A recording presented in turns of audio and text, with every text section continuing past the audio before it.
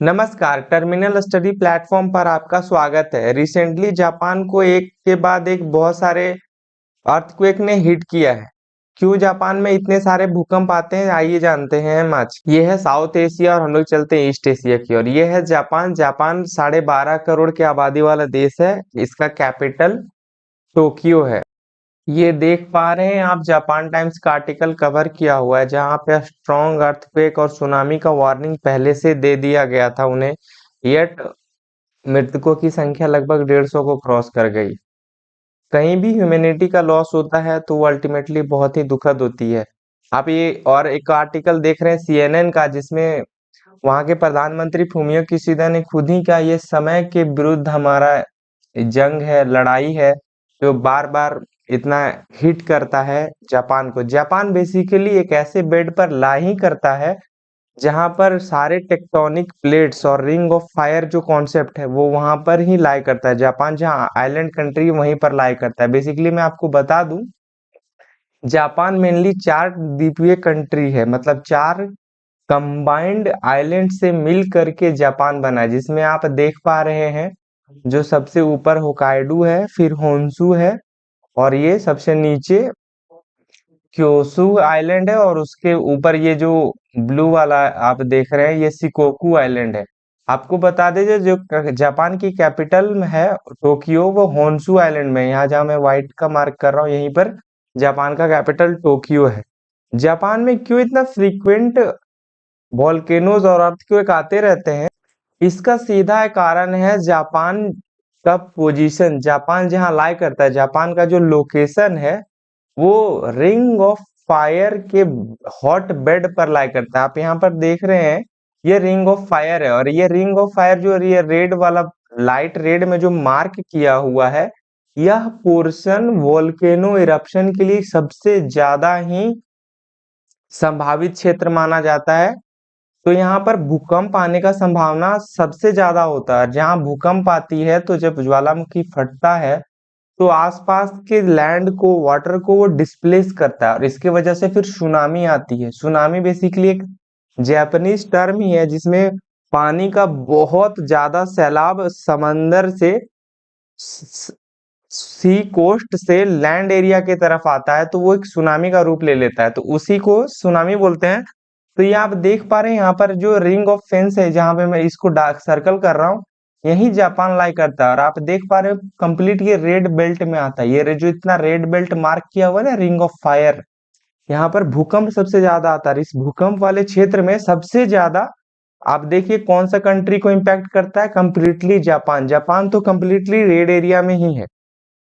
आपको बता दीजिए जो रिसेंट भूकंप आया है कल 1 जनवरी को, जो भूकंप आया है वो नोटो नामक इस क्षेत्र पर आया, जहाँ पे ये रेड वाला मार्क किया हुआ है, ये नोटो नामक क्षेत्र पर आया है। और ये इशिकावा, जैसे हम लोग के यहाँ राज्य होते हैं ना, तो वो इशिकावा क्षेत्र में ही राज्य में ये नोटो नामक जगह पर आया है। और इस इतना बैडली इम्पैक्ट किया है ये वर्ल्ड को, वर्ल्ड मतलब स्पेशली जापान को, क्योंकि वर्ल्ड लेवल पर तो इसका ट्रेड का इम्पैक्ट पड़ता है ना, कि अगर जापान चाहे कोई भी कंट्री अगर इंटरनली वीक होता है तो उसका इनडायरेक्ट इम्पैक्ट उसके पड़ोसी देशों पर पड़ता है। तो बेसिकली डायरेक्ट इम्पैक्ट तो है नहीं, बट इनडायरेक्ट इम्पैक्ट तो हम लोग को कहीं ना कहीं फील होता ही है। आपको बता दें कि भारत के एक बहुत ही प्रसिद्ध एक्टर है जूनियर एनटीआर, वो कुछ दिन पहले मतलब लगभग एक सप्ताह तक वहीं जापान में ही समय बिताए थे, और रिसेंटली आए और उसके बाद ये अर्थक्वेक हिट किया। आप एक ट्वीट उनका देख सकते हैं जूनियर एनटीआर का। ये कुछ तस्वीरें दिल दहलाने वाली है जो आप इसमें देख पा रहे होंगे। रिसेंटली जब ये मैं वीडियो रिकॉर्ड कर रहा हूँ तब तक एक और बुरी खबर जापान से सुनने को आई कि जापान में एक और बड़ा दुर्घटना घट गया। कोई एक प्लेन थी जो हनेडा को लैंड करने वाली थी जापान में, वो वहां पर क्रैश होकर गया। और जो क्रैश करने का कारण है वो बेसिकली बताया जा रहा है कि कुछ वर्कर्स जो थे, कोस्ट गार्ड के वर्कर्स, वो यहाँ पर जहाँ भूकंप प्रभावित क्षेत्र थे वहीं पर वो रेस्क्यू ऑपरेशन के लिए आ रहे थे, और एक एरोप्लेन जो कुछ पैसेंजर के साथ लगभग 300 प्लस पैसेंजर थे उनके साथ कोलाइजन हो जाता है, और वो पैसेंजर वाले में आग लग जाता है। आपको बता दें कि जापान की ये जो अभी दिल दहलाने वाली घटना थी, इसका 7.6 मैग्नीट्यूड का अर्थक्वेक आया, जो कि एक बहुत बड़ा तबाही ले आया।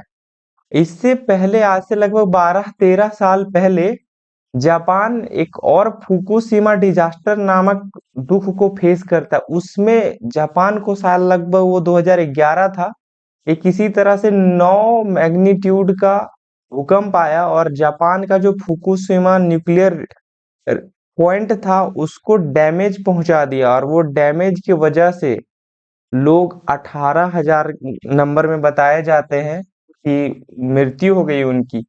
और ये रसिया का चेरनोबिल डिजास्टर के बाद मतलब दूसरा ऐसा बड़ा डिजास्टर माना जाता है। जब भी कभी भी जापान में ऐसा भूकंप होता है तो उन्हें ये यादें ताजी हो जाती है जो फुकुशिमा डिजास्टर हुआ था। आप ये देख पा रहे हैं कि कोस्ट गार्ड का प्लेन जब डिलीवर करने जा रहा था एड, वहां पर रेस्क्यूअर ऑपरेशन जो चल रहा है, उसी समय एक पैसेंजर एयरक्राफ्ट आ रही थी और किस किस तरह से कोलाइड कर गई उससे, और उसमें आग भी लग गया। सारे पैसेंजर सुरक्षित हैं इंक्लूडिंग क्रू मेंबर्स। और आपको बता दें कि जो उसमें से जो कोलाइड हुआ था, एड पहुंचाने वाले जो जा रहे थे, उसमें से शायद एक का मिसिंग खबर है। टू वेरी प्रिसाइज बहुत ज्यादा जानकारी अभी तक नहीं निकली है। अगर कुछ मेजर अपडेट इससे बाहर निकलता है तो हम भी आपको अपडेट कर देंगे। ये द गार्जियन का आप देख सकते हैं, जिसमें एक लिखा हुआ है कि जापान को अर्थक्वेक के बाद थोड़ा बहुत रिलीफ मिला ही था कि उसके बाद टोक्यो एयरपोर्ट पे एक नया फिर से प्रॉब्लम बढ़ गया, वो कोलिजन को लेकर के। तो रियली बहुत ज्यादा हॉरिफाइंग है जापान के लिए कि एक के बाद एक मेजर प्रॉब्लम को फेस कर रहा है जापान। のカメラで捉えた生の映像で見ますと、この日本航空の、進行方向左側の翼の下にあるエンジンですねのあたりが地面についているような状態で見ました。金光さん、当然のことですけども、飛行機一般的にもう少しエンジンは高いところに